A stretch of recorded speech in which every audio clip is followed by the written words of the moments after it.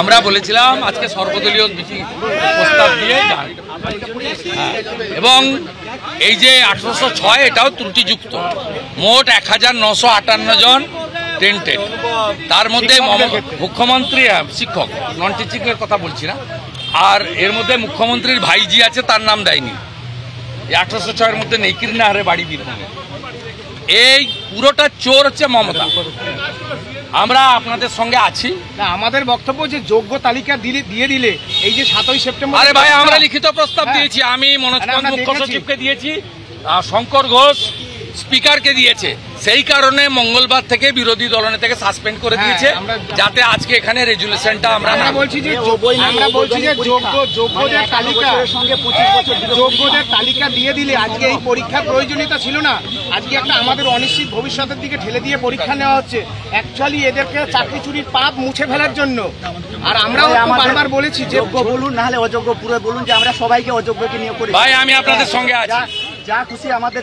মমতাকে না সরালে কোন শিক্ষিত বেকার যুবক যুবতী তার কোনো মুক্তি নেই। আমি আপনাদের বলছি, পরীক্ষায় কি করবেন আপনারা ব্যক্তিগত সিদ্ধান্ত নিন। আমি স্বীকার করি 16 সালে পরীক্ষা দেওয়া লোক কখনো 25 সালে এখনকার যারা কম্পিটিশনে নামবে তাদের সঙ্গে পেরে উঠবে না। আমরাও পড়াশোনা করে মাস্টার্স করেছি, আমরাও জানি 10 বছর গ্যাপে আপনাকে কখনো সম্ভব নয় যে ওদের সঙ্গে সমান তালে করা। মমতা প্রশ্ন বিক্রি করবে। আমি অডিও রেকর্ড পেয়েছি, 50,000 টাকায় প্রশ্ন পাওয়া যাচ্ছে। বসিরহাট থেকে আমি অডিও পেয়েছি। এটা এসএসসি ইয়েস এই পরীক্ষার ইয়েস 7-14 ইয়েস।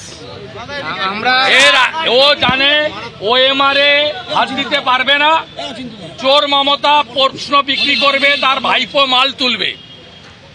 সুজয় কৃষ্ণ ভদ্ররা ছিল, জীবন সাহারা ছিল, এবার আরো কিছু নতুন এজেন্ট দিয়ে করবে।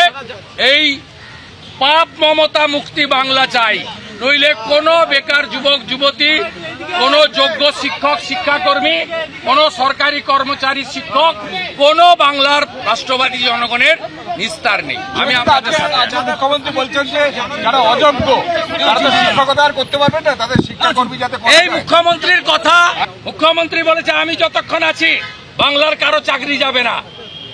আর এই মুখ্যমন্ত্রী 26,000-এর সর্বনাশ করলেন। 1806-কে অফিসিয়ালি ডিক্লেয়ার করলেন। ভারতবর্ষের স্বাধীনতার পরে ইনি দুটো রেকর্ড করেছেন।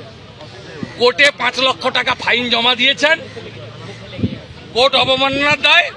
আর দ্বিতীয় 1806 ত্রুটিযুক্ত তালিকা প্রকাশ করে চাকরি চুরি স্বীকার করেছেন, যেটা ওম প্রকাশ চৌতালাও স্বীকার করেনি, ত্রিপুরার মানিক সরকারও স্বীকার করেনি, চোর মমতা স্বীকার এর কথা বিশ্বাস করবে। আমাদের একটি কথা, আমরা বিধানসভার জরুরি অধিবেশন কেন যোগ্যদের চাকরি ফেরানো না ভাই, এই জন্য অপোজিশন লিডার সাসপেন্ড। ও ভেবেছিল আমরা রাজ্যের মাঠে গোল নেবে, ধন্যবাদ জানাই। আমাদের বাঁচান, চাকরিহারা যোগ্য শিক্ষকদের শিক্ষাকর্মীদের বাঁচান। আজকে তারা খুব কষ্টে আছে। আমরা আছি, শিক্ষক সুবল সোরেন আমি আছি। আমি আপনাকে বলছি, বিজেপি সরকার যেদিন হবে মাইনে টাইনে সব বন্ধ। যোগ্য তালিকা নিয়ে সুপ্রিম কোর্টে বিজেপি সরকার যাবে। অন রেকর্ড বললাম, দায়িত্ব আমার।